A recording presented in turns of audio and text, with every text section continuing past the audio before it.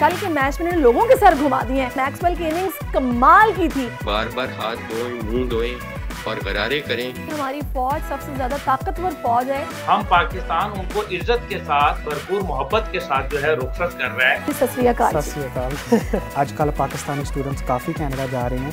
नौकरी मिलना क्या वहाँ पे आसान है? हालात वहाँ पर क्या हैं? बहुत सारे लोग जो कनाडा में हैं वो सीनियर एज पे, वो रिटायरमेंट एज पे आ गए हैं।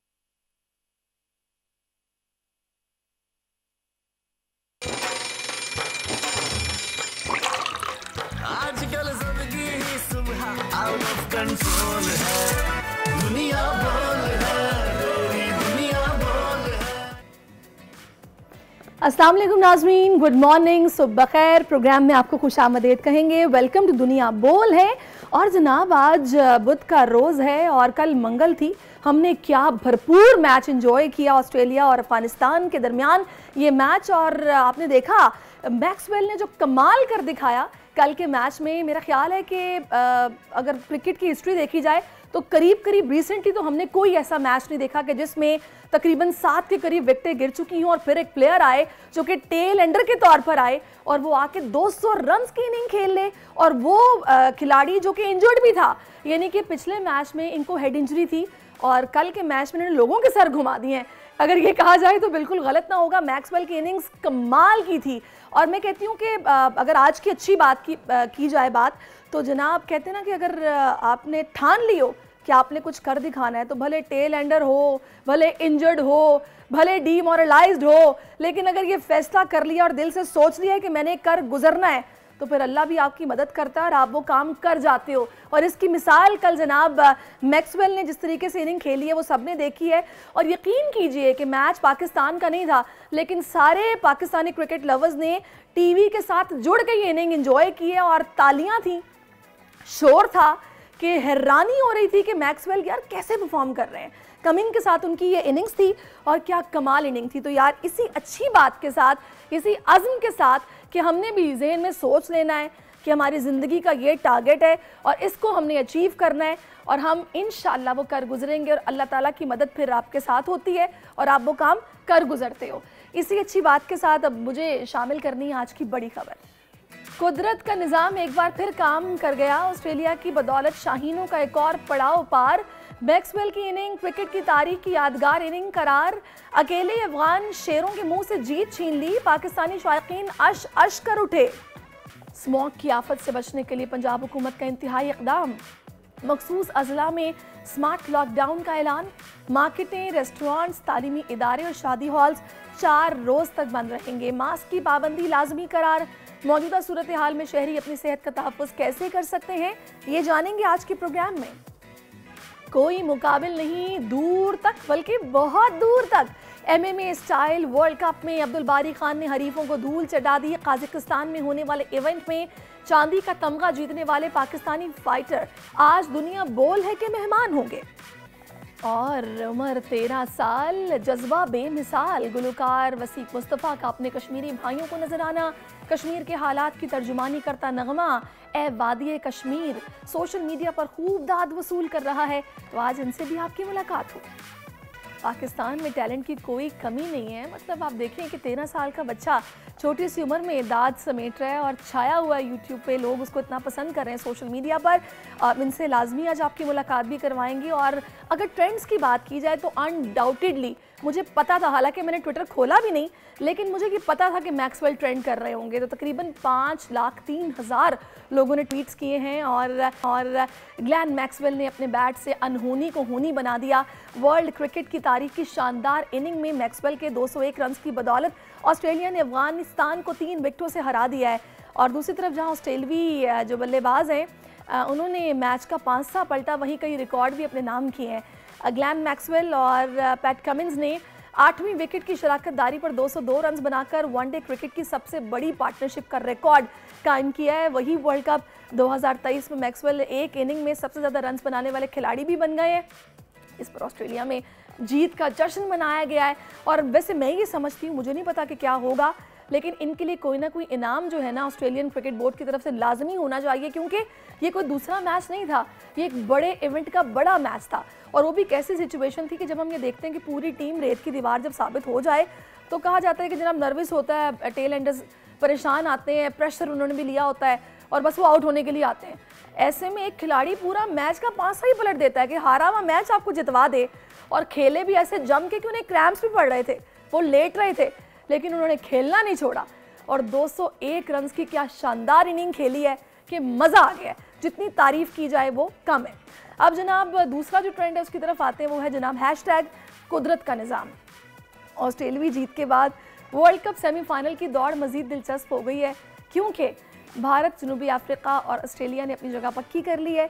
वर्ल्ड कप की चौथी सेमीफाइनलिस्ट टीम के लिए पाकिस्तान, न्यूजीलैंड और अफगानिस्तान की टीमें अगर मगर और रन रेट के घन चक्कर का शिकार है। ट्रेंड में सारिफीन पाकिस्तानी टीम को चौथी सेमीफाइनलिस्ट का जो है ना मकाम वो दे रहे हैं, यानी कि चौथी। किसी ने लिखा है कि जब कुदरत पाकिस्तान को सेमीफाइनल में पहुंचने का मौका दे रही है तो फिर कौन रोक सकता है। तो किसी ने अफगानिस्तान को शिकस्त के बाद ऑस्ट्रेलवी खिलाड़ी मैक्सवेल को पाकिस्तानी टीम का हमदर्द करार दे दिया है, क्योंकि उन्होंने कल अफगानिस्तान को हरा दिया और वो अकेले हैं, उन्हें पूरा क्रेडिट जाता है। तो ऐसे में चौथी फाइनलिस्ट टीम जो है ना वो अल्लाह करे कि पाकिस्तान हो जाए, पाकिस्तानी खुश हो जाएंगे और सेमीफाइनल में हमें पाकिस्तान खेलता हुआ नजर आएगा। तो अब ये मुमकिन है, ऐसा नहीं है कि नहीं हो सकता, लेकिन ये भी कहा जा रहा है अगर बारिश हो जाए तो हो सकता है कि एक पॉइंट मिल जाए न्यूजीलैंड को, अफगानिस्तान को, तो भी पाकिस्तान का रास्ता क्लियर हो जाएगा। खैर देखते हैं आगे आने वाले दिनों में कुदरत अपना मजीद कितना काम दिखाती है और पाकिस्तान के लिए राह हमवार होती है। अब जनाब उस खबर की तरफ मेरा ये ख्याल है कि इस वक्त खतरे की घंटी बनी हुई है, और वो भी स्पेशली कराची के शहरियों के लिए और लाहौर के शहरियों के लिए। फ़ज़ा शदीद आलूदा है। कुदरती स्मोक के अलावा धूल मिट्टी आलूदगी ने हर 3 में से 1 शख्स को सांस का मरीज़ बना दिया है। कराची और लाहौर में लोग बहुत तेज़ी से फेफड़ों की बीमारियों और दमे के मरीज़ बन रहे हैं, लेकिन कोई पुरसाने हाल नहीं है। इवन कि इस पर बात भी नहीं हो रही कि इसको ठीक करने के लिए या इसको कंट्रोल करने के लिए अब करना क्या है। फ़ज़ाई की आलूदगी पर काबू पाने के लिए पंजाब में तो फिर भी कोई हुकूमती एक्शन नज़र आ रहा है और रवा हफ्ते 3 छुट्टियों का ऐलान भी हो गया है, मगर कराची के लिए कुछ नहीं है। ऐसे में हम खुरम मलिक से बात करते हैं और जानते हैं कि अभी वहाँ पर सिचुएशन क्या है और क्या इक़दाम उठाए गए और शहरी क्या उस पर अमल करते दिखाई दे रहे हैं। जी खुरम। जी बिल्कुल सरिश, स्मोक का राज है लाहौर भर में, और जिस तरह पंजाब भर में अब स्मार्ट लॉकडाउन भी लगाने जा रहा है और जुम्मा हफ्ता इतवार तमाम मार्केट्स लाहौर की जो है वो बंद होंगी। अब आने वाले दिनों में जो है पता लगेगा, जबकि शहरियों का इस हवाले से जो मार्केट दुकानदार हैं, ताजर हैं, वो काफ़ी ज़्यादा परेशान दिखाई दे रहे थे कि लॉकडाउन लगाया जा रहा है, मार्केट्स बंद की जा रही है। लेकिन लाहौर में मुख्तलिफ बीमारियाँ जो है वो जन्म ले रही हैं, जिसकी वजह से शहरी जो है वो मुख्तलिफ बीमारियों में मुब्तला होकर अस्पतालों में जो है वो दाखिल हो रहे हैं। सांस लेने में दुश्वारी का जो है वो सामना करना पड़ रहा है, जिसकी वजह से जो हॉस्पिटल्स में रश बढ़ता चला जा रहा है। अब लाहौर में जो स्मार्ट लॉकडाउन लगाया जा रहा है उसके साथ दफ़ा 144 का नफाज भी लाहौर में सरिश किया जा रहा है कि अगर कोई खिलाफ वर्जी करता है इसकी तो उसके खिलाफ दफ़ा 144 की कार्रवाई की जाएगी, मुकदमा दर्ज किया जाएगा और उसको गिरफ्तार किया जाएगा।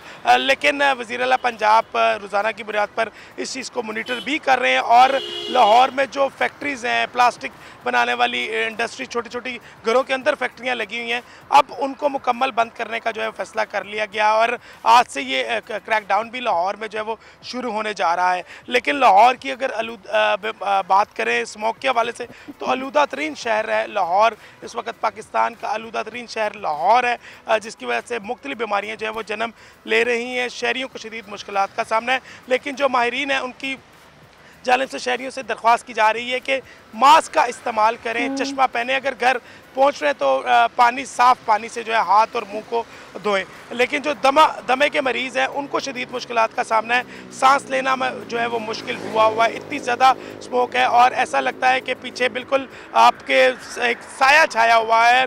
और जो ट्रैफिक वार्डन्स हैं वो भी धुआं छोड़ने वाली गाड़ियों के खिलाफ ऑपरेशन कर रहे हैं, क्रैकडाउन कर रहे हैं, चलान टिकट जो हैं वो जारी की जा रही हैं, लेकिन फिर भी शहरी जो है वायलेशन भी कर रहे हैं। लेकिन अब जो स्मार्ट लॉकडाउन लगाया गया है तो यकीनन इससे बेहतरी आ सकेगी अगर इस पर अमल दरामद करवाया जा सके। जी ठीक है जी, बहुत शुक्रिया आपका। अल्लाह करे कि इससे बेहतरी आए, स्मार्ट लॉकडाउन के नतीजे जो हैं वो मस्बत हमें दिखाई दें। इसी सारी सूरत हाल पर बात करने के लिए डॉक्टर जावेद अकरम साहब भी इस वक्त हमें ज्वाइन कर चुके हैं, जो कि निगरां वज़ीर सेहत पंजाब है। डॉक्टर साहब बहुत शुक्रिया कि आपने अपना कीमती वक्त हमें दिया। सबसे पहले मैं आपसे ये जानना चाहूँगी कि पंजाब हुकूमत ने इमरजेंसी तो नाफिज कर दी है, इस वक्त सूरत हाल क्या वाकई इतनी ख़राब ख़राब है? क्योंकि हमारे पड़ोस दिल्ली में सूरत हाल बहुत ख़राब है, तो क्या लाहौर के हालात भी दिल्ली जैसे होने जा रहे हैं?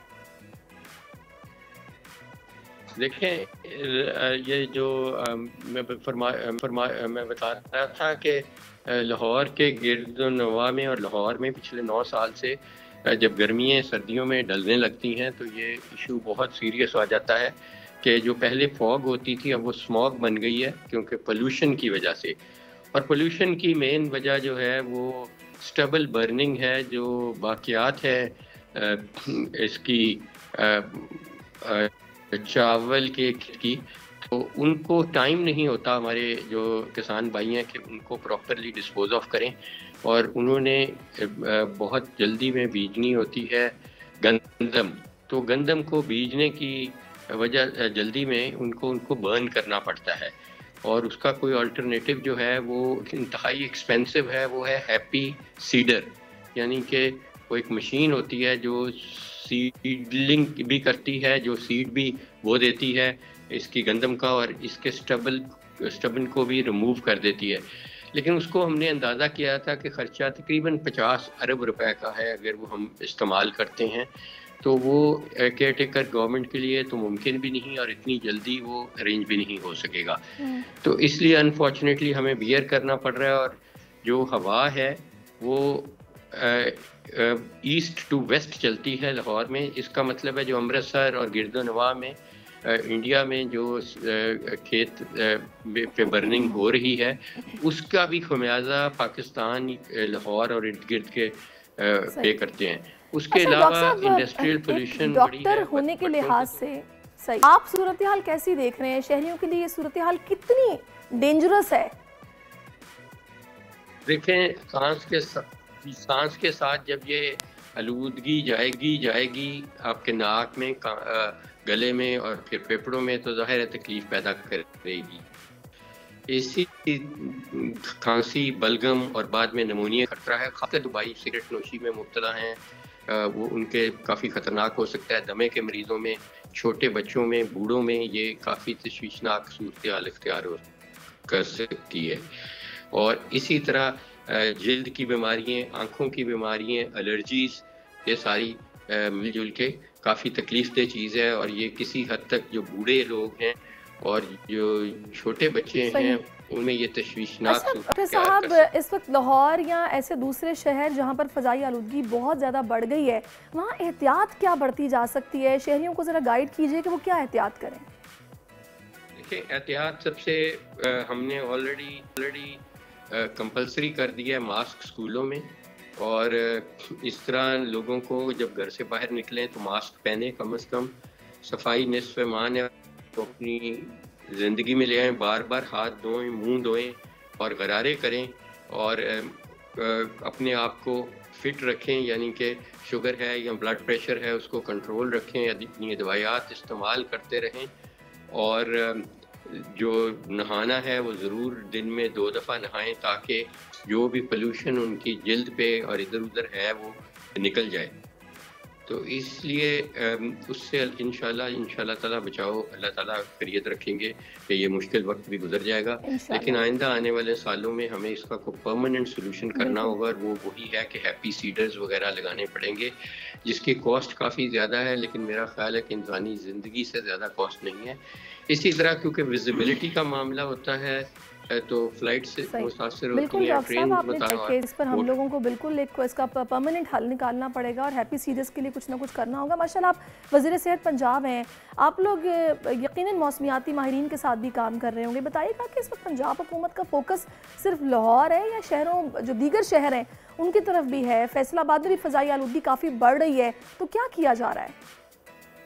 देखिए, तमाम शहर का डैशबोर्ड है, तमाम शहर मीटर हो रहे हैं, और हम वज़ीर आला साहब रेगुलर मीटिंग्स लेते हैं और वो तमाम शहरों को रिव्यू किया जाता है। और उसी तरह जो भी ज़रूरत हो अपने एक्शन की, और जहाँ जहाँ भी हो वो एक्शन में हम आते हैं।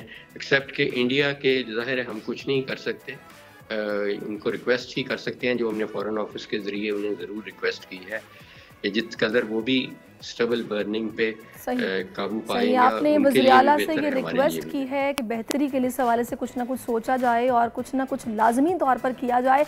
बहुत शुक्रिया डॉक्टर जावेद अकरम, आपने अपना कीमती वक्त हमें दिया। और फाइनली स्मोक से बचने के लिए सबसे पहले तो 2 चीज़ें ही हमें करना पड़ेंगी, मास्क लगाना है और एक हमें दिन में 2 बार नहाना है, ताकि आलूदगी से जितना हो सके बचा जाए और बगैर ज़रूरी बाहर ना निकले तो बेहतर है। अब जनाब बात करते हैं एक और मसले की। पाकिस्तान अब तेज़ी से आम इंतखाबात की तरफ बढ़ रहा है, लेकिन मुल्क दुश्मनों के अज़ाइम भी बेनकाब हो रहे हैं। हालिया कुछ दिनों में दहशतगर्दों के हमले तेज़ हो गए हैं। हमारे तकरीबन 20 से ज़ायद जवान हैं जो कि शहीद कर दिए गए हैं। ये रिपोर्ट देखिए, उसके बाद बात होगी कि आखिर ये जो हथकंडे इस्तेमाल किए जा रहे हैं दुश्मन की तरफ से, इसकी वजह क्या है, मकसद क्या है, होना क्या चाहिए। इसी सारी सूरत हाल पर बात करने के लिए इस वक्त तज्ज़ियाकार अब्दुल्ला हमीद गुल साहब हमें ज्वाइन कर चुके हैं। बहुत शुक्रिया अब्दुल्ला साहब आपके वक्त का। सबसे पहले तो मैं आपसे यही जानना चाहूँगी कि हमने ये सिर्फ अब की बात नहीं है, हर 5 साल के बाद जब हमें ये पता होता है या 3 साढ़े 3 साल के बाद के इलेक्शंस हमारे मुल्क में अनाउंस होने वाले हैं या अनाउंस हो चुके हैं, तो दुश्मन की जानिब से कार्रवाइयाँ बहुत ज़्यादा बढ़ जाती हैं। इसकी वजह आप क्या समझते हैं? बिस्मिल्लाहिर्रहमानिर्रहीम, सुबह खैर। देखिए कल मैं वहाँ मौजूद था और बहुत ही तकलीफ़देह मनाजिर थे जब ये जनाजा पढ़ाया जा रहा था कर्नल हसन साहब का, जिन्होंने बहुत ही बहादुराना अंदाज के अंदर जो है वो वहाँ दुश्मन के सामने लड़े और लीड किया। यानी कि सिपाहियों से पहले वो खड़े हुए, यानी कि वो जो तासुर दिया जाता है कि नहीं जी सिपाही सामने होते हैं अफसर पीछे होते हैं, ये तासुर बिल्कुल गलत है। मैं आपको ये बताना चाहता हूँ कि पाकिस्तान वो वाहिद मुल्क है दुनिया का जहाँ शहादतों में अफसर और जवान की जो रेशो है वो दुनिया में सबसे ज़्यादा है। यानी कि अफसर तकरीबन 8 जवानों के ऊपर 1 अफसर जो है हमारा शहीद हो रहा है। दूसरी तरफ दुनिया में ये तकरीबन 57-58 जो जवान हैं उनके बाद 1 अफसर जो है उसकी जो है वो मौत होती है। मसला ये है कि उस टाइम पे जो जज्बा था वो दीदनी था, यानी कि एक सिपाही से लेके एक 4 स्टार जनरल तक वहां खड़े थे और सब ये आरजू लगा के बैठे थे कि अब जो है अगर मुल्क ने कुर्बानी मांगता है जब भी, तो वो शहादत के लिए लब्बैक कहने के लिए तैयार है। इससे मेरा हौसला बहुत बुलंद हुआ, क्योंकि और अब्दुल्ला साहब यही वजह है कि हमारी फौज सबसे ज्यादा ताकतवर फौज है कि इनमें शहादत का जज्बा है। इसी चीज से दुश्मन डरता है कि लड़ने से ये नहीं डरते। और ये बिल्कुल आपने ठीक कहा, ये तासुर बिल्कुल गलत है कि जनाब अफसर पीछे होते हैं सिपाही पहले होते हैं। जाहिर है ये टीम वर्क होता है, ये मुमकिन ही नहीं है कि फ्रंट लाइन पे कोई और हो पीछे कोई और हो, ये ऐसा कुछ नहीं है। लेकिन अब मेरा सवाल आपसे ये है कि आखिर क्या वजह है कि दुश्मन को ये वक्त पता नहीं क्यों सही लगता है अपने मजमूम मकासद के लिए? तारी साहिबा देखें, दुश्मन का तो बड़ा वाज़ेह है। एक किताब है पाकिस्तान ए हार्ड कंट्री जो तकरीबन 2012 के अंदर वो सामने मंजर आम पे आई और ये एक बाकायदा इसके अंदर लिखा गया कि पाकिस्तान अफवाज की क़यादत के मुतल्लिक आप शकूक व शुबहात पैदा करें और अगर चेन ऑफ कमांड कमज़ोर होती है तो पाकिस्तान को तोड़ने में बहुत आसानी होगी। ये मगरिब की लिखी हुई किताब मौजूद है। अब उसके मुताबिक वो कहते हैं कि एक ऐसी लीडरशिप क्रिएट की जाए जो अवामी हो, जो लोगों के अंदर मकबूल हो, जो सियासी हो और ऐसे आइकॉन्स क्रिएट किए जाएं जिससे जो है ये शकूक व शुबहात पैदा किए जाए। ये तो है 5th जनरेशन वॉरफेयर। अब ये जो दुश्मन जो है ये चौमुखी अंदाज के अंदर जो है पाकिस्तान पे नबर्द आजमा है। भारत इसमें कोई शक नहीं है कि उसको जो मशरकी सरहद के ऊपर तकलीफ थी उसने हमारा फोकस आहिस्ता आहिस्ता वहाँ मगरबी सरहद के ऊपर यानी कि अफगानिस्तान की सरहद के ऊपर मरकूज कर दिया। 5 कौंसल खाने बनाए और वहाँ नफरत के जो बीज थे वो बोए। नतीजा ये हुआ कि आज अगर वहाँ कोई भी टेररिस्ट ऑर्गेनाइजेशन है तो उसके पीछे कहीं ना कहीं भारत और मगरिब का हाथ है। अमेरिका दूसरी तरफ जो है वो एक भारी मिकदार में असला वहां छोड़ के गया जो कि उसको तल्फ करना चाहिए था, जो कि जंगी कवानीन के बिल्कुल बरअक्स किया काम। अब ये वक्त है क्योंकि पाकिस्तान में इलेक्शन का अनाउंसमेंट है और लोगों को ये तासुर देना चाहिए कि हाँ भाई हम मिलजुल के करें, लेकिन मसला ये है कि हम अभी सियासी तौर पर डिवाइड हैं और यही दुश्मन इसका फायदा उठा रहा है।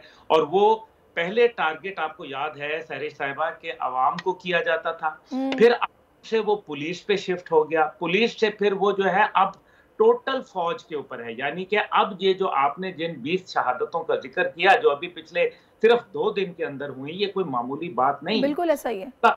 मसला ये है कि ये जानबूझ के इसलिए किया जा रहा है ताकि पाकिस्तान को, जो कि एक मुआशी इस्तेहकाम की तरफ जा रहा है, SIFC का क़याम किया है, जो दुनिया हमारे मुल्क में इंटरेस्टेड है अपने इन्वेस्टमेंट्स के लिए, साथ हमने माफियाज के ऊपर क्रैकडाउन किया है, स्मगलर्स के ऊपर क्रैकडाउन किया है। बिल्कुल, दुश्मन को डाइजेस्ट नहीं हो रही है सब चीज़ें। बिल्कुल आपने वजह फरमाया। अच्छा अब्दुल्ला साहब, मैं यहाँ पर आपसे ये भी जानना चाहूँगी कि क्या एक बड़ी वजह ये भी हो सकती है कि जो हम ये वाक़यात में कुछ तेज़ी देख रहे हैं कि आजकल अफ़गानियों की जो इलीगल यहाँ पर रिहाइश पजीर थे उनकी मुंतकिली का सिलसिला भी जारी है, तो बॉर्डर्स पर आमदोरफ्त मामूल से ज़्यादा है। तो क्या दुश्मन इस चीज़ का फ़ायदा उठा रहा है क्योंकि वही इलाके ज़्यादा टारगेट किए जा रहे हैं, वादिया तीरा, जनूबी वज़ीरिस्तान या फिर इसके अलावा खैबर एजेंसी, कि ये इससे पहले भी टारगेट पर हैं क्योंकि बॉर्डर के करीब है? जी बिल्कुल, आपने दुरुस्त कहा इसके अंदर, लेकिन इसके अंदर जो फायदा उठा रहा है वो कौन उठा रहा है ये देखना चाहिए। देखिए, अफगान नेशनल आर्मी तकरीबन 3.5 लाख लोगों पर मुश्तमिल थी और उनमें से सारे लोग अमेरिका नहीं चले गए, मगरिब नहीं चले गए, बल्कि उनमें से बहुत सारे जो कि आज भी भारत और मगरिब के पेरोल के ऊपर हैं वो वहां मौजूद हैं। दूसरी तरफ जो है NDS जो बदनाम ज़माना इंटेलिजेंस एजेंसी थी, उसके भी अहलकार मौजूद हैं। ऐसा जब मौका आता है जिसमें हम पुरअमन वापसी कर रहे हैं, लोग खुश खुरम जा रहे हैं, हम पाकिस्तान उनको इज्जत के साथ, उनको जो है बाकायदा भरपूर मोहब्बत के साथ जो है रुखसत कर रहा है, ऐसे वक्त के अंदर दुश्मन जो है वो नफरत डाल के और इसी का फायदा उठाते हुए जो उनके बाकायदा आलाकार हैं, आपको याद होगा कुलभूषण यादव ने स्लीपर सेल जो है वो एक्टिव हैं, वो काम कर रहे हैं। पाकिस्तान को जब उन्होंने देखे ना, वो जो दुनिया 48 ममालिक समेत अफगानिस्तान में दहशतगर्दी की जंग हार गई अमेरिका के साथ, वो पाकिस्तान में 96% उसमें हमें कामयाबियां आई। ठीक है, मुश्किलात हैं, परेशानियां हैं, लेकिन ये सब्र, इस्तेकामत, तहम्मुल और मुस्तकिल जो एक मेहनत से इंशाअल्लाह ताला ये जंग हम जीत जाएंगे। ऐसी बात नहीं, इंशाअल्लाह ये जंग हम जीत जाएंगे। और वही बात है कि वो जो हमारी अमन की ख्वाहिश है ना, उसको हमारी कमज़ोरी ना समझा जाए। और ये तो इनकी भूल है कि हम हमा वक्त तैयार नहीं है, हम किसी भी लम्हे गाफिल नहीं है, तभी भरपूर जवाब भी देते हैं और दुश्मन के दांत भी खट्टे करते हैं और जहन्नुम वासिल किया जाता है इन दहशतगर्द अनासर को। बहुत शुक्रिया आपका अब्दुल्ला साहब, आपने अपना कीमती वक्त हमें दिया और इस सारे मामले पर आपने बात की कि इसमें क्या अवामिल है जो कि कार फरमा हो सकते हैं। प्रोग्राम में अभी मुझे वक्फा शामिल करना है, उसके बाद और भी मेहमान हमें ज्वाइन करेंगे, लेकिन राइट आफ्टर दिस ब्रेक। आजकल जिंदगी ही सुबह आउट ऑफ कंट्रोल है, दुनिया बोल है, तेरी दुनिया बोल है। जी वेलकम बैक नाजरीन। और अब जनाब एक बड़ा हॉट टॉपिक है जिस पे मैं बात करने जा रही हूँ। और हम अक्सर जो हालात हमारे मुल्क के हैं उसमें ये देखते हैं कि हमें जब भी अगर फ्यूचर प्लानिंग की बात की जाए या फिर हालिया अगर हालात व वाक़यात की बात की जाए, पिछले 16 महीने जैसे गुजरे हैं कि स्काई रॉकेटिंग था डॉलर, जिसके बाद यहाँ पर महंगाई बहुत ज़्यादा बढ़ गई, लोगों का गुजारा मुश्किल हो गया। जिनके पास चंद पैसे थे या सेविंग्स थी, उन्होंने ये सोचना शुरू कर दिया या तो बिज़नेस मूव किया जाए या फिर यहाँ से बाहर जाया जाए या बच्चों को भिजवाया जाए, कुछ ना कुछ किया जाए। तो ऐसी सूरत हाल में जो मिलता था पूछता था बाहर कैसे जाएं, कुछ बताओ, किसी का कोई रेफरेंस दे दो या फिर हमें भी भिजवा दो, कुछ कर दो। इस तरह के सवाल हम अक्सर एक दूसरे से बातें करते लोगों को सुनते थे। तो ऐसे में जनाब अगर आप कनाडा जाने के ख्वाहिशमंद हैं तो ये सेगमेंट आपके लिए है, क्योंकि आज हम बात करेंगे कैनेडियन इमिग्रेशन वीज़े के लिए कैसे अप्लाई किया जा सकता है, इसके लिए क्या रास्ते मौजूद हैं। और इसी पर बात करने के लिए इस वक्त हमारे साथ मौजूद हैं जो कि लाइसेंस्ड कंसल्टेंट है इमिग्रेशन के, रॉबर्ट तूर साहब, और इनको मैं कहूँगी सत श्री अकाल। सत श्री अकाल। तो जनाब रॉबर्ट साहब, एक तो बहुत शुक्रिया आपके वक्त का कि आपने हमें वक्त दिया और आप रन कर रहे हैं कंपनी अराइवल्स कनाडा। जी बिल्कुल। और ऐसे में सबसे पहला सवाल तो मेरा आपसे ये है, मुझे ये बताइएगा क्या ये सौखा है कनाडा जाना क्योंकि ये अक्सर लोग कहते हैं कि जनाब जाना है बस, और हम लोग ये सुनते हैं कि जनाब वहाँ चले जाओ तो वहाँ की हुकूमत आपको रहने की जगह भी देगी, नौकरी भी देगी, वकील भी देगी, आपके बच्चों को स्कूल में भी दाखिल कर लेगी, आपको कोई खर्चा नहीं करना, बस आप चले जाएं वहाँ पे। कितनी हकीकत है इस बात में? देखो, कुछ हद तक ये चीज़ें सच में हैं। गवर्नमेंट ऑफ कनाडा ऑब्वियसली बहुत सारे सहूलतें देती हैं नए इमिग्रेंट्स को, लेकिन इतना भी आसान नहीं है जो लोग कहते हैं। तो ज़ाहिर बात है, वहाँ जाते हैं, आपको एक थोड़ी बहुत नई ज़िंदगी में एडजस्ट होना, नई कंट्री में एडजस्ट होना, थोड़ी बहुत स्ट्रगल तो होती है, लेकिन ज़ाहिर बात है कि लॉन्ग टर्म जो है वो आपके लिए फ़ायदेमंद होता है। जो आपकी बच्चों की तालीम है वो भी ज़्यादा बेहतर है वहाँ पे, और जो जॉब अपॉर्चुनिटीज़ हैं, जो बिज़नेस अपॉर्चुनिटीज़ हैं, वो ज़्यादा फ़ायदेमंद है इन द लॉन्ग रन। सही। अच्छा, अब तानू दे इत्थे इन्ने सारे मिलेंगे, आपको भी भिजवा दो। बहुत सारे यहाँ भी आपको मिल जाएंगे। तो ये एक है चीज़ जिसके हवाले से लोग आजकल सोच भी रहे हैं। जो गो के अब हालात पाकिस्तान में कदरे बेहतर हैं अगर पहले की सूरत हाल से कंपेयर किया जाए, लेकिन हमने ये देखा है कि बड़ी तादाद में पाकिस्तानी मूव कर रहे हैं। अच्छा, अब मुझे ये बताएगा कि इस सिचुएशन में हम ये भी देख रहे हैं कि बहुत सारे ऐसे कंसल्टेंट्स हैं जो लाइसेंस्ड नहीं है, उन्होंने लोगों के पैसे भी फंसाए हुए हैं और उनके प्रोसेस तवील चल रहे हैं। हालांकि दरमियान में हमने ये सुना था कि कैनेडियन गवर्नमेंट ने काफ़ी इजी कर दिया है। वीज़ा जो आपका पहले 3 महीने में आता था वो 60 दिन में आने लगा, और कहा जा रहा था वक्त को और कम किया जाएगा। तो ये प्रोसेस कितना लंबा है, कितना वक्त दरकार है इसके लिए? ठीक है, पहले तो हम बात करते हैं जो कंसल्टेंट्स जो यहाँ पाकिस्तान में मौजूद हैं। ज़्यादा कंसल्टेंट्स यहाँ पे अनलाइसेंस्ड हैं, जिनके पास कैनेडियन गवर्नमेंट की तरफ से कोई भी इमिग्रेशन नॉलेज उनके पास नहीं होती, प्रॉपर नॉलेज नहीं होती, और उनके पास लाइसेंस नहीं होता। तो बेसिकली मेरे पास, I am a member of the College of Immigration and Citizenship Consultants of Canada. मेरे पास कैनेडियन गवर्नमेंट का लाइसेंस है। मैं पिछले 10 साल से इमिग्रेशन कंसल्टेंट हूँ। हमारा ऑफिस, हेड ऑफिस टोरंटो में है, और हमारा पाकिस्तान ऑफिस यहाँ लकी वन मॉल कराची में है। और हमारे पास रोज़ाना के बहुत सारे केसेस आते हैं जो क्लाइंट्स। वैसे रेशो क्या है, आप भी बता दें।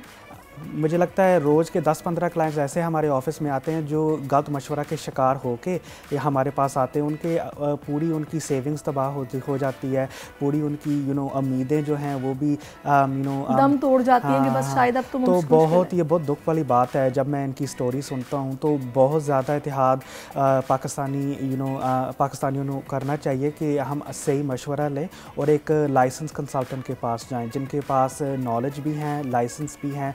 और कैनेडियन गवर्नमेंट की जो इमिग्रेशन रूल्स के मुताबिक कोई भी इमिग्रेशन की अगर कोई आपकी मदद करता है आपकी एप्लीकेशन में, वो सिर्फ कनाडा में लाइसेंस्ड वाला याफ्ता होना चाहिए, नहीं तो कोई भी गैर कैनेडियन इमिग्रेशन के लिए मशवरा नहीं दे सकता। अच्छा, अब मुझे ये बताएगा कि एक चीज़ ये भी जहन में सबके है कि आप मुफ्त में तो खैर बाहर नहीं जा सकते, आपके पास सेविंग्स हों, कितने पैसे होने चाहिए कि आप मतलब सोचें कि आपको जाना है यहाँ से? क्योंकि अब मैं ये देख रही हूँ कि ना सिर्फ स्टूडेंट्स बल्कि नॉर्मली जॉबलेस लोग भी कोशिश कर रहे हैं जाने की, और जो लोग बिजनेस कर रहे हैं वो भी यहाँ से मूव होने का सोच रहे हैं। तो किसके लिए वहाँ पर क्या अपॉर्चुनिटीज़ हैं, ज़रा इन तीनों कैटेगरीज का बता दें। ठीक है, बिल्कुल। So basically for students, Canada और पाकिस्तान और कनाडा में एक अग्रीमेंट है। सो कनाडा पाकिस्तानी जो स्टूडेंट्स कनाडा के लिए अप्लाई करते हैं वो स्टूडेंट डायरेक्ट स्ट्रीम के प्रोग्राम के अंदर आते हैं, जिसमें वीज़ा थोड़ा आसान होता है।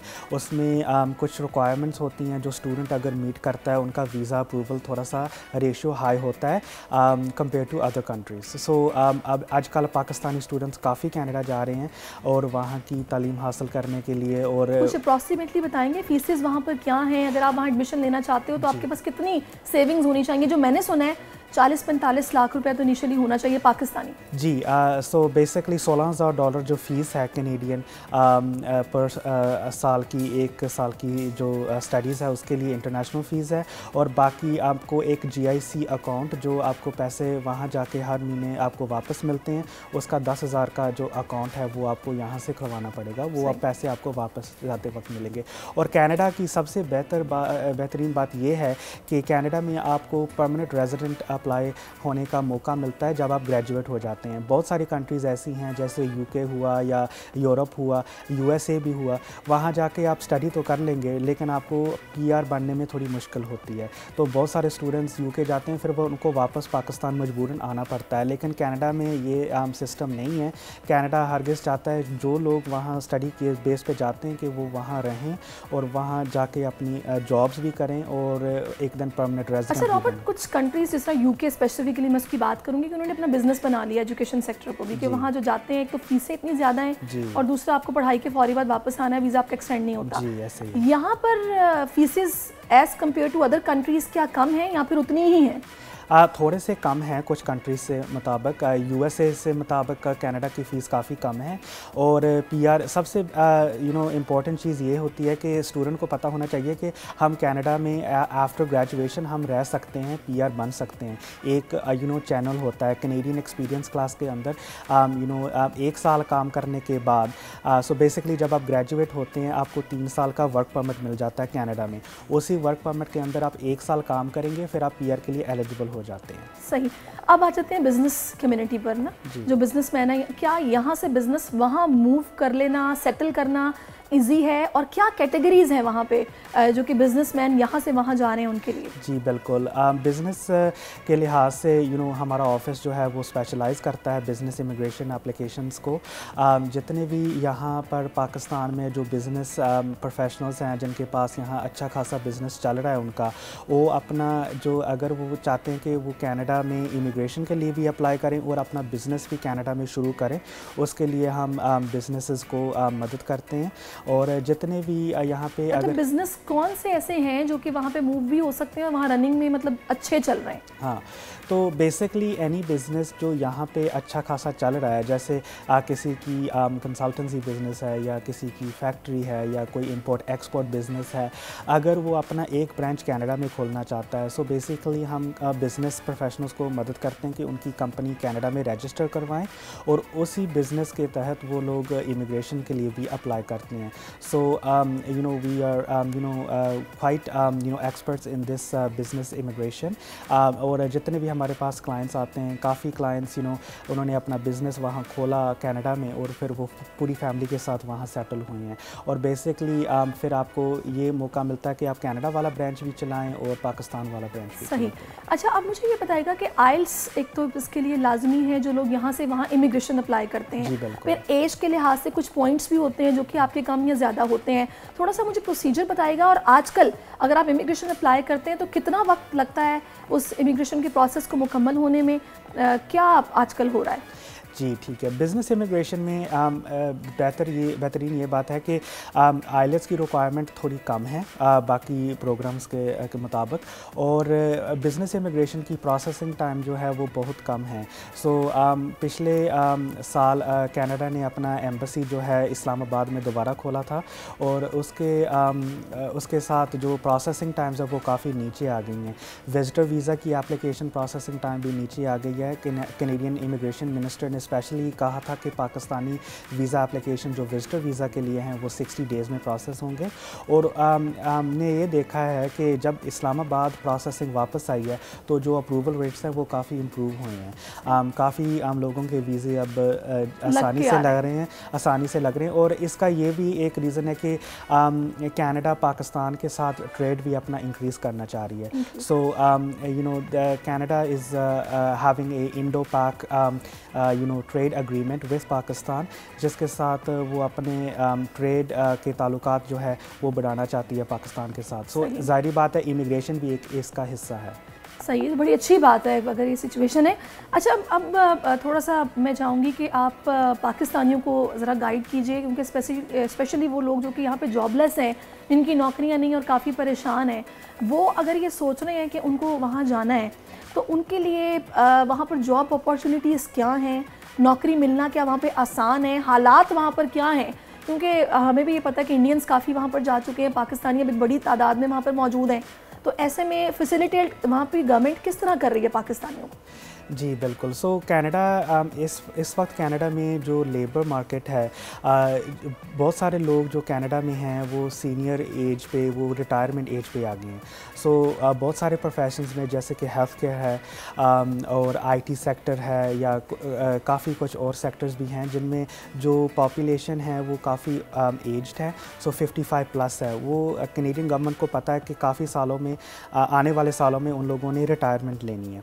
तो जब वो लोग लोग रिटायरमेंट लेंगे तो कनाडा के पास जो बर्थ रेट है वो बहुत कम है। सो इसीलिए कनाडा को स्किल्ड प्रोफेशनल्स की बड़ी ज़रूरत है।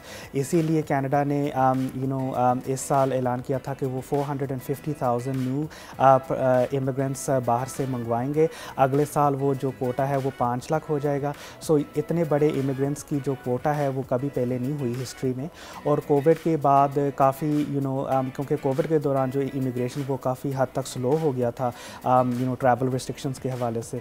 तो अब जो है कैनेडियन गवर्नमेंट वो जो 1-2 साल में इमिग्रेंट्स कम आए थे उसको कैचअप करना चाह रही है, ताकि लेबर फोर्स में एक लोगों की एम्प्लॉइज़ की कमी ना हो। सही।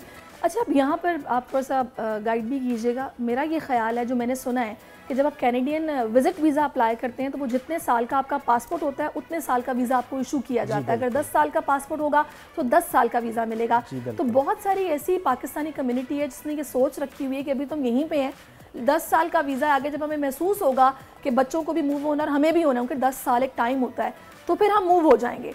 तो क्या ये उनके लिए इतना वक्त ज़ाया करने के बाद जाना, क्योंकि ज़ाहिर है वहाँ पे भी इमिग्रेशन काउंटर पे आपका इंटरव्यू तो होता होगा कि आप आए हैं और इतने सालों के बाद आए हैं, वीज़ा आपका 2020 में लगा था, आप तशरीफ़ ला रहे हैं 2027-28 में, तो उनके लिए क्या कोई प्रॉब्लम्स वहाँ पे हैं?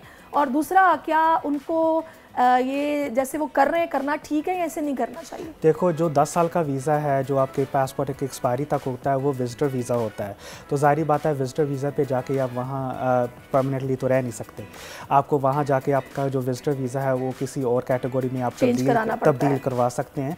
बहुत सारे क्लाइंट्स हमारे ऑफिस में आते हैं कनाडा में और जाके हम कहते हैं कि जी हम विजिटर वीज़ा पे आ गए, अब रॉबर्ट हमारा आगे का प्रोसेस करें, हम वापस नहीं जाना चाह रहे। तो ये भी एक ऑप्शन होती है क्लाइंट्स के पास।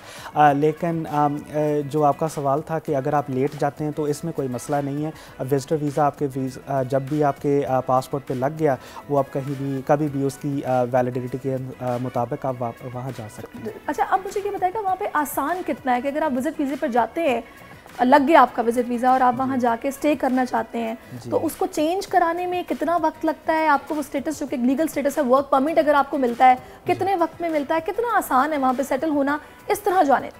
जी, सो विजिटर वीज़ा पे जब आप जाते हैं तो फिर हम कुछ एप्लीकेशंस वहाँ जाके कनाडा में भी आपके लिए स्टेटस लाने में कर सकते हैं। या तो हम बिज़नेस इमिग्रेशन, अगर आपका यहाँ पर बिज़नेस है तो हम इन कनाडा भी बिज़नेस इमिग्रेशन एप्लीकेशन कर सकते हैं। या आप चाहते हैं कि वर्क परमिट पे आपका वर्क परमिट स्टेटस चेंज हो, अगर आपके पास एक वैलिड कनाडा में जॉब ऑफ़र्स हैं, जॉब ऑफ़र के मुताबिक आप वर्क परमिट के लिए भी अप्लाई कर सकते हैं। और कनाडा में ये ख़ास बात है कि जो आपका स्पाउस है, जैसे मिसाल के तौर पे हस्बैंड मेन एप्लीकेंट है, उसकी वाइफ को जो है ओपन वर्क परमिट मिल जाता है और बच्चों को स्टडी करने की इजाज़त मिलती है, वो भी फ्री में। सो अगर वो 18 साल से उम्र का बच्चा 18 साल से कम उम्र का है, उसको तालीम फ्री मिलती है अगर आप वर्क परमिट पे भी हैं। सही। ओके रॉबर्ट, आप मेरे साथ रहिए, आपसे मुझे और भी बहुत सारे सवाल करने हैं, बहुत सारी बातें मेरे जहन में हैं, क्योंकि आजकल हम इस तरह के इश्यूज़ पर काफ़ी डिस्कशंस अपने इर्द गिर्द सुन रहे होते हैं। अब जनाब कुछ दोहा की बात करते हैं, जहां पर IBSF mains world snooker championship के मुकाबले जारी हैं, जिसमें पाकिस्तान के क्विज ने इतवार को शानदार आगाज़ किया है। आलमी इवेंट के पहले रोज़ मोहम्मद नसीम अख्तर और बाबर मसीह ने अपने अपने ग्रुप मैचेस में फतूहात हासिल की हैं।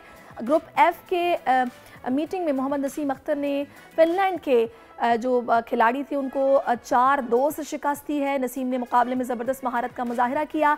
एक मरहले पर खेल 2-2 से बराबर था, ताहम नसीम ने अपने खेल में ज़बरदस्त नज़्म ज़ब्त लाया और शानदार वहाँ पर उन्होंने बोटिंग की सलाहियत का मुजाहिरा करते हुए आखिर में एक काबिल रश्क आसानी के साथ इसको जीतने के लिए बकिया 2 फ्रेम्स भारी मार्जिन से जीते हैं। और वर्ल्ड स्नूकर चैंपियनशिप के मुकाबले पर मजीद बात करने के लिए इस वक्त हमारे साथ दोहा से पाकिस्तानी स्नूकर चैंपियन नसीम अख्तर मौजूद हैं। अस्सलाम वालेकुम Naseem, welcome to our show. बहुत शुक्रिया आपके कीमती वक्त का।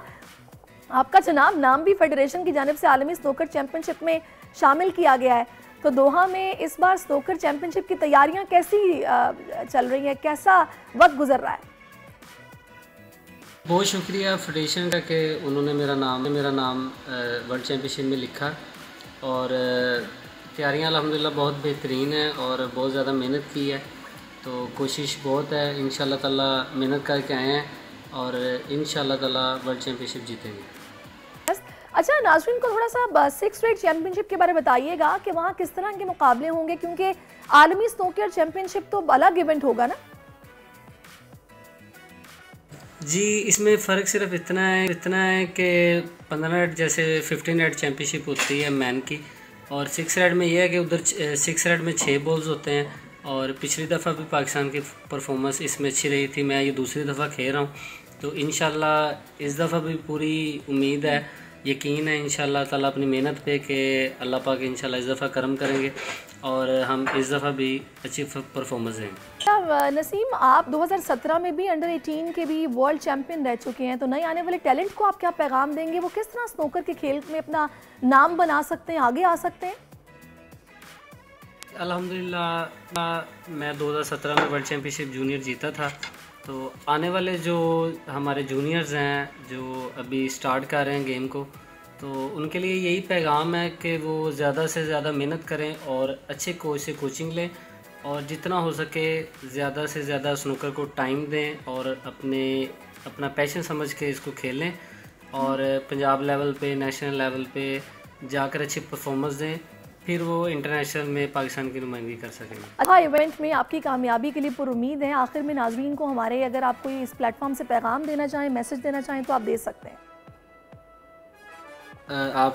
आपकी दुआओं का और नाज़रीन के लिए मेरा यही पैगाम है कि वो हमारे लिए दुआ करें पाकिस्तान की जीत के लिए। इंशाअल्लाह ताला हम पाकिस्तान का झंडा यहाँ पे बुलंद करेंगे और इंशाअल्लाह अच्छी परफॉर्मेंस देंगे। सही, बहुत शुक्रिया नसीम अख्तर, आपने अपना वक्त हमें दिया और हमारी दुआएं आपके साथ हैं, अच्छा परफॉर्म करके आए इवेंट में। अच्छा, रॉबर्ट भी मेरे साथ मौजूद है। रॉबर्ट, फाइनली क्योंकि टाइम अब कुछ कम रह गया, मेरा आपसे आखिरी सवाल है, is it right time to apply for Canadian immigration? एक तो ये मुझे बताएं, दूसरा इस प्लेटफॉर्म से आप पाकिस्तानियों को क्या पैगाम देंगे कि कनाडा जाना चाहिए, नहीं जाना चाहिए, और कितना वक्त लगता है इस पूरे प्रोसेस में इमिग्रेशन के? स्पेशली देखो, इमिग्रेशन के काफ़ी मुख्तलिफ प्रोग्राम्स है, सो हर प्रोग्राम का अपना अपना जो प्रोसेसिंग टाइम है अलग अलग है। तो अंदाज़न मतलब बता दें कि जो ये आजकल नॉर्मली जो इमिग्रेशन अप्लाई हो रही है, कितना वक्त लगता है? सो बिज़नेस इमिग्रेशन की अगर हम बात करें तो 3 to 6 मंथ्स लगते हैं। अगर पीआर के लिए, डायरेक्ट पीआर के लिए आप अगर पाकिस्तान से अप्लाई करना चाह रहे हैं तो उसके लिए तकरीबन 9 to 12 मंथ्स लगते हैं, 1 साल का अंदाज़न टाइम। विजिटर वीज़ा के अभी प्रोसेसिंग टाइम्स है तकरीबन 60 दिन है। स्टडी वीज़ा के प्रोसेसिंग टाइम्स तकरीबन 2-3 महीने का है।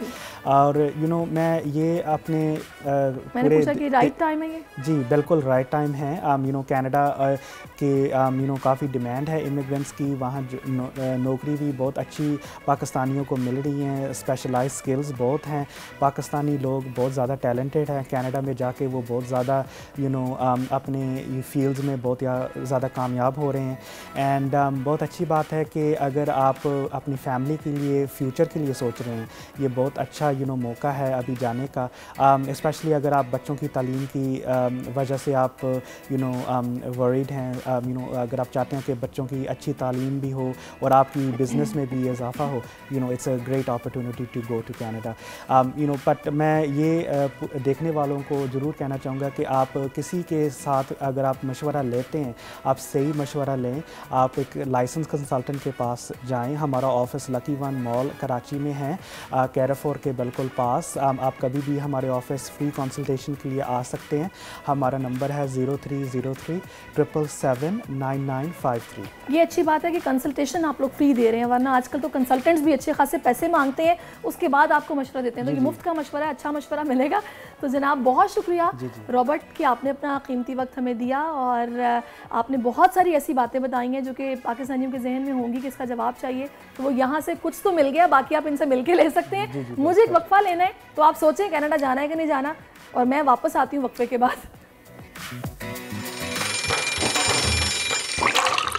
आजकल जिंदगी ही सुबह आउट ऑफ कंट्रोल है, दुनिया बोल है, दुनिया बोल है। सब्सक्राइब करें और बेल दबाएं ताकि कोई खबर रह न जाए।